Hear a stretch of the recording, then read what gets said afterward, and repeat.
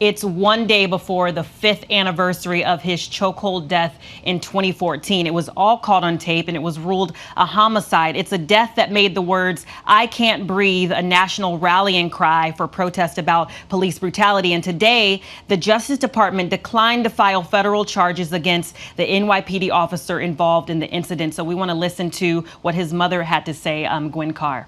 We're here with heavy hearts because the DOJ has failed us. Although we look for better from them. 5 years ago, my son said, "I can't breathe" 11 times. And today we can't breathe because they have let us down. So pretty powerful words there. Mike, when you hear the mother speaking after this decision, what do you take from that? It's troubling. Yeah. And I find it even more troubling that it's back to back from what the conversation we were just having about the racist notion as coming from the leader of the free world to now us going to a conversation of we have to hear this black mother of a child who has been murdered in plain view and in plain sight, who wasn't armed, and there is video evidence of it, and then there is no charges to move forward with trial.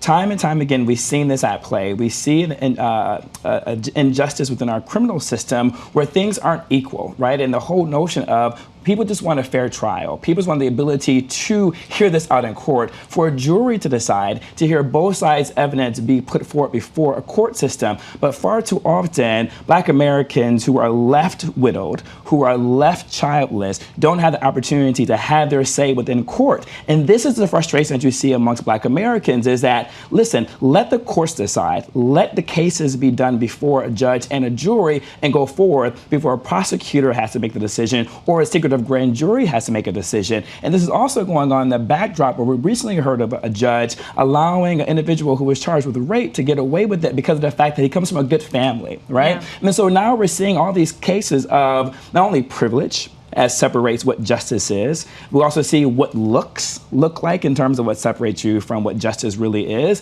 and also your background and your family. So you need to come from a two-parent household that is educated in a good suburb with a good zip code in order for justice to giving slack to you. And if you don't come from that, what has been proven time and time again, that you will not have your day in court.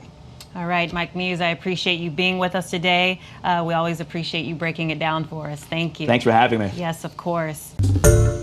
Hi, everyone. George Stephanopoulos here. Thanks for checking out the ABC News YouTube channel. If you'd like to get more videos, show highlights, and watch live event coverage, click on the right over here to subscribe to our channel. And don't forget to download the ABC News app for breaking news alerts. Thanks for watching.